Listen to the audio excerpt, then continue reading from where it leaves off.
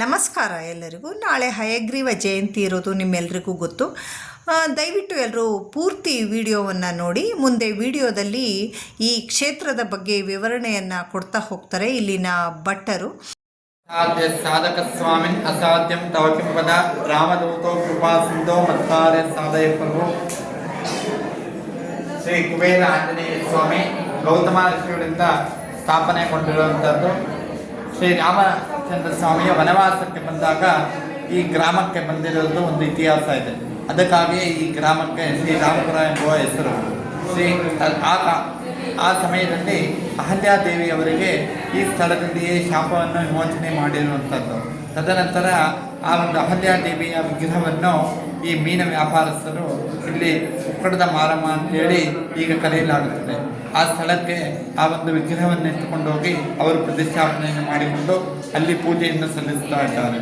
ತದನಂತರ ಕಾಲದಲ್ಲಿ ಇಲ್ಲಿ ಗೌತಮ ಮಹರ್ಷಿಗಳು ತಪಸ್ಸನ್ನು ಮಾಡಿ ಶ್ರೀ ಆಂಜನೇಯ ಸ್ವಾಮಿಯನ್ನು ಪ್ರತಿಷ್ಠಾಪನೆಯನ್ನು ಮಾಡಿದ್ದಾರೆ. ಅವರು ವಿಶೇಷವಾಗಿ ಈ ಒಂದು ಆಂಜನೇಯ ಸ್ವಾಮಿಗೆ ಕುಬೇರ ಆಂಜನೇಯ ಅಂತೇಳಿ ಕರೆಯಲಾಗುತ್ತದೆ.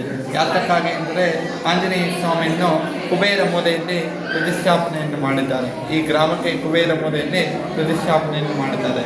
ಕುಬೇರ ಆಂಜನೇಯ ಎಂದು ಯಾತಕ್ಕೆ ಕರೆಯಲಾಗುತ್ತದೆ ಎಂದರೆ ಸ್ವಾಮಿಯಲ್ಲಿ ತಮ್ಮಲ್ಲಿ ಹಣಕಾಸು ತೊಂದರೆ, ಸಾಲಬಾಧೆ, ಆಸ್ತಿ ತೊಂದರೆ ಏನಾದರೂ ಇದ್ದರೆ ಈ ಸ್ವಾಮಿಗೆ ಬಂದು ಬಾಳೆಹಣ್ಣಿನ ದೀಪ, ತೆಂಗಿನಕಾಯಿ ದೀಪ, ಬೆಲ್ಲದ ದೀಪ, ಈ ದೀಪಗಳನ್ನು ಹಚ್ಚಿ ಸ್ವಾಮಿಗೆ 21 ಶನಿವಾರ ಬಂದು 21 ಪ್ರದಕ್ಷಿಣೆ ದೀಪವನ್ನು ಹಚ್ಚಿ ಹೋದರೆ ನಿಮ್ಮ ಇಷ್ಟಾರ್ಥವು ಈಡೇರುತ್ತೆ ಎನ್ನುವುದು ನಂಬಿಕೆ.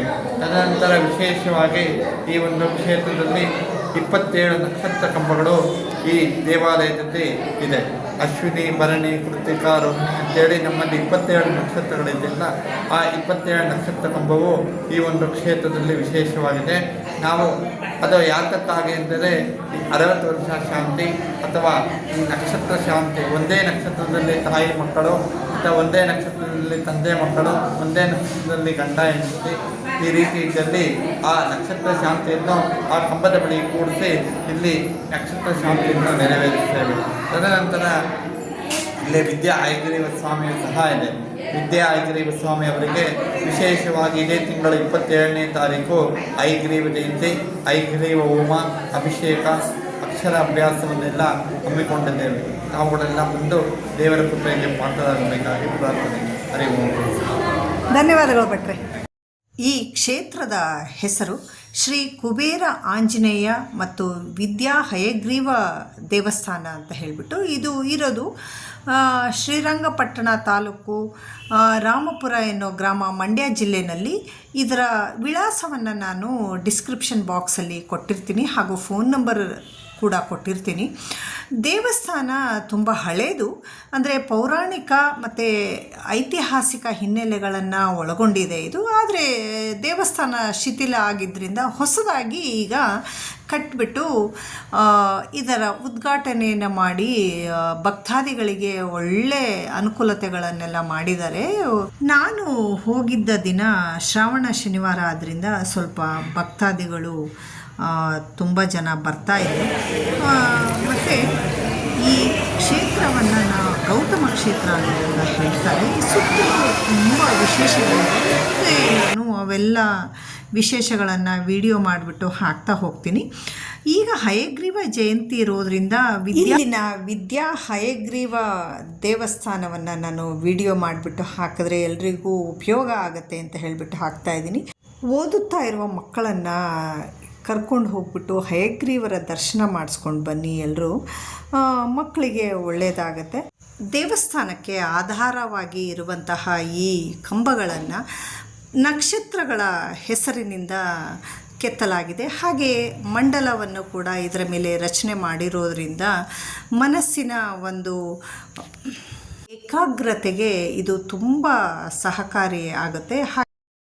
ನಿರ್ಮಲ ಸ್ಫಟಿಕಾಕೃತಿಂ ಆಧಾರಾಂ ಸರ್ವವಿದ್ಯಾನಾಂ ಹಯಗ್ರೀವೋಪಾಸ್ಮಹೇ. ವಿದ್ಯಾ ಹಯಗ್ರೀವ ಸ್ವಾಮಿಯು ನಮ್ಮ ರಾಮಪುರ ಕ್ಷೇತ್ರದಲ್ಲಿ ವಿಶೇಷವಾಗಿ ಪ್ರತಿಷ್ಠಾಪನೆಗೊಂಡಿರುವಂಥದ್ದು. ಇಲ್ಲಿ ಯಾತಕ್ಕಾಗಿ ಹಯಗ್ರೀವ ಹೆಂಗೆ ಬಂದಿರೋದು ಅಂದರೆ, ಹಯಗ್ರೀವ ಸ್ವಾಮಿ ಮಹಾವಿಷ್ಣುವು ನಮಗೆ ಕ್ಷೀರಸಾಗರ ಮರ್ತನವನ್ನು ಮಾಡುವಾಗ ಮಹಾಬ್ರಹ್ಮನಿಗೆ ನಮ್ಮ ಒಂದು 4 ವೇದಗಳು ಅವರಿಗೆ ಸಿಕ್ಕಿರುವಂಥದ್ದು. ಅದನ್ನು ಬ್ರಹ್ಮನು ಮಹಾವಿಷ್ಣು ಕೈಯಲ್ಲಿ ಒಪ್ಪಿಸುತ್ತಾನೆ. ಅಪ್ಪ ತಂದೆ, ನೀನು ಈ ವೇದಗಳನ್ನೆಲ್ಲ ನೀನು ಸಂರಕ್ಷಣೆಯನ್ನು ಮಾಡು, ಭೂಲೋಕಕ್ಕೆ ಕಳಿಸು ಎಂದು ಈ ಒಂದು ವೇದವನ್ನೆಲ್ಲ ಹೇಳುತ್ತಾನೆ. ಆವಾಗ ಮಹಾವಿಷ್ಣು ದೀರ್ಘ ನಿದ್ದೆಯಲ್ಲಿರುವಂತಹ ಸಮಯದಲ್ಲಿ ಆವಾಗ ಅವನಲ್ಲೇ ಇರುವಂತಹ ಶತ್ರು ಅದು ಬಂದು ಏನೆಂದರೆ ಅವನಲ್ಲೇ ಇರುವಂತಹ ಶತ್ರು ಅದು ಏನೆಂದರೆ ಮಧು ಕೈಕೇಬ ಎಂಬ ಇಬ್ಬರು ರಾಕ್ಷಸರು ಅವನ ಒಳಗಿಂದ ಹೊರಗೆ ಬಂದು ಅವರು ಏನು ಮಾಡುತ್ತಾರೆ ಎಂದರೆ ಅವನಲ್ಲಿರುವಂತಹ ಒಂದು 4 ವೇದವನ್ನು ಕದ್ದುಕೊಂಡು ಹೋಗಿ ಅದನ್ನು ರಾಕ್ಷಸರಿಗೆಲ್ಲರಿಗೂ ಉಪದೇಶವನ್ನು ಮಾಡುತ್ತಾರೆ. ಆ ಸಮಯದಲ್ಲಿ ರಾಕ್ಷಸರೆಲ್ಲರೂ ಆ ವೇದವನ್ನು ಕಲಿತು ದೇವಾನುದೇವತೆಗಳ ಮೇಲೆ ಯುದ್ಧವನ್ನು ಮಾಡುತ್ತಾರೆ. ಆ ಸಮಯದಲ್ಲಿ ದೇವತೆಗಳು ಹೋಗಿ ಮಹಾವಿಷ್ಣುವಿಗೆ ಪ್ರಾರ್ಥನೆ ಮಾಡಿದಾಗ ಮಹಾವಿಷ್ಣುವು ಸಹ ಆ ಯುದ್ಧವನ್ನು ನಿಲ್ಲಿಸಲು ಬಂದಾಗ ಮಹಾವಿಷ್ಣುವಿಗೆ ಆಗೋದಿಲ್ಲ ಯುದ್ಧವನ್ನು ಮಾಡೋಕ್ಕೆ. ಆಯಾಸಗೊಂಡು ಒಂದು ಮರದಡಿ ಬಿಲ್ಲು ಬಾಣವನ್ನು ಇಟ್ಟುಕೊಂಡು ಮಲ್ಕೊಂಡಿರ್ತಾನೆ. ಆ ಸಮಯದಲ್ಲಿ ಬ್ರಹ್ಮನು ನೋಡಿ, ಇದೇನಿದು ಮಹಾವಿಷ್ಣು ಮಲ್ಕೊಂಡಿದ್ದಾನಲ್ಲ, ಯುದ್ಧ ಮಾಡಿದಿರ, ನಮ್ಮ ವೇದವನ್ನು ಸಂರಕ್ಷಣೆ ಮಾಡಿದಿರ ಅಂತೇಳಿ ಒಂದು ಹುಳವನ್ನು ಬಿಡುತ್ತಾನೆ. ಹೋಗಿ ಆ ತಂತಿಯನ್ನು ಶಬ್ದವನ್ನು ಮಾಡಿದರೆ ಮಹಾವಿಷ್ಣು ಎದ್ದೋಳ್ತಾನೆ ಎನ್ನುವ ಒಂದು ಕಾರಣದಿಂದ ಅದು ಆ ಹುಳವನ್ನು ಬಿಟ್ಟಾಗ ಆ ತಂತಿ ಹೆಂಗಿರುತ್ತೆ ಎಂದರೆ ಆ ತಂತಿಯನ್ನು ಆ ಹುಳ ಮುಟ್ಟಿದ ತಕ್ಷಣ ಸ್ವಾಮಿಯವರ ತಲೆಯೇ ಬಿದ್ದೋಗುತ್ತದೆ. ತದನಂತರ ದುರ್ಗಾದೇವಿಯಲ್ಲಿ ಪ್ರಾರ್ಥನೆಯನ್ನು ಮಾಡುತ್ತಾರೆ ದೇವತೆಗಳೆಲ್ಲರೂ. ಆವಾಗ ದುರ್ಗಾದೇವಿ ಹೇಳುತ್ತಾಳೆ, ಅಯವದನನ್ನು ತಲೆ ಇಡಿ ಅಂತ. ಅಯವದನ ಅಂದರೆ ಸಂಸ್ಕೃತದಲ್ಲಿ ಕುದುರೆಗೆ ಅಯವದನ ಅಂತೇಳಿ ಕರೀತಾರೆ. ಅಯವದನ ತಲೆ ಇಟ್ಟ ಮೇಲೆ ರಾಕ್ಷಸರಲ್ಲಿ ಸಂಹಾರವನ್ನು ಮಾಡಿ ಆ ವೇದವನ್ನೆಲ್ಲ ಸಂರಕ್ಷಣೆಯನ್ನು ಮಾಡಿ ಅಯವದನನು ತದನಂತರ ಹಯಗ್ರೀವನಾಗುತ್ತಾನೆ. ಹಯಗ್ರೀವನು ವಿದ್ಯೆಯನ್ನು 4 ವೇದವನ್ನು ಸಂರಕ್ಷಣೆಯನ್ನು ಮಾಡಿ ಸರಸ್ವತಿ ದೇವಿಗೆ ಉಪದೇಶವನ್ನು ಮಾಡುತ್ತಾನೆ. ಅದಕ್ಕಾಗಿಯೇ ವಿದ್ಯೆಗೆಲ್ಲ ಅಧಿಪತಿಯಾಗಿ ಹಯಗ್ರೀವನನ್ನೇ ಹಯಗ್ರೀವ ಎಂದು ಕರೆಯುತ್ತಾರೆ. ತದನಂತರ ಈ ಭೂಲೋಕದಲ್ಲಿ ಭೂಖಂಡದಲ್ಲಿಯೇ ಮೊದಲ ಗುರು ಹಯಗ್ರೀವ, ಮೊದಲ ಸ್ಟೂಡೆಂಟ್ ಬಂದು ಸರಸ್ವತಿ ದೇವಿ ಎಂದು ಹೇಳುತ್ತಾರೆ.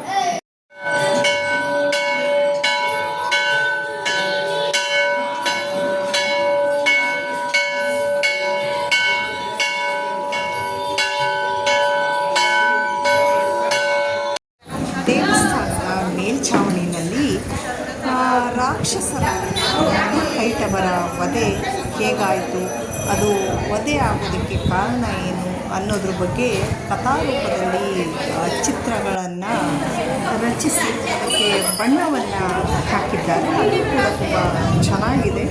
ಮಕ್ಕಳು ಇದನ್ನು ನೋಡೋದ್ರಿಂದ ಸಾಕಷ್ಟು ಹೊಸ ವಿಷಯಗಳನ್ನು ತಿಳ್ಕೊಳ್ಳೋದಕ್ಕೆ ಸಹಾಯ ಆಗುತ್ತೆ.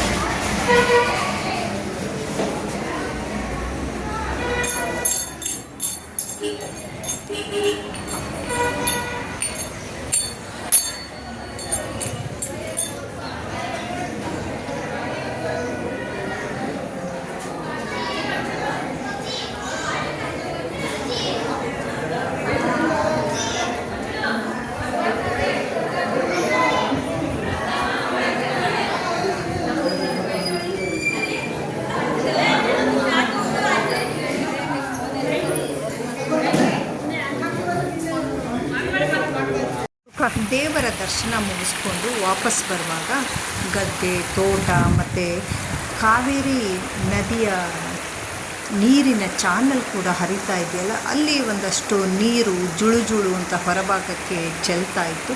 ಅದನ್ನೆಲ್ಲ ನೋಡಿಕೊಂಡು ತುಂಬ ಸಂತೋಷ ಆಯಿತು. ಸ್ವಲ್ಪ ಕಾಲ ಅಲ್ಲೇ ಇದ್ಬಿಟ್ಟು ನಾನು ನನ್ನ ಮನೆಯ ಕಡೆಗೆ ಬಂದೆ. ನನ್ನ ಈ ವಿಡಿಯೋ ಬಗ್ಗೆ ನಿಮಗೆಲ್ಲ ಏನು ಅನ್ನಿಸ್ತು ಅಂತ ಹೇಳಿಬಿಟ್ಟು ಕಮೆಂಟ್ ಸೆಕ್ಷನಲ್ಲಿ ಕಮೆಂಟ್ ಮಾಡಿ ತಿಳಿಸಿ. ಮತ್ತೊಂದು ದೇವಸ್ಥಾನದ ವಿಡಿಯೋ ಜೊತೆ ನಾನು ನಿಮ್ಮನ್ನು ಭೇಟಿ ಆಗ್ತೀನಿ. ಧನ್ಯವಾದಗಳು. ಭಗವಂತ ಎಲ್ರಿಗೂ ಆರೋಗ್ಯ, ಪ್ರಗತಿ, ನೆಮ್ಮದಿಯನ್ನು ಕೊಟ್ಟು ಹರಸಲಿ.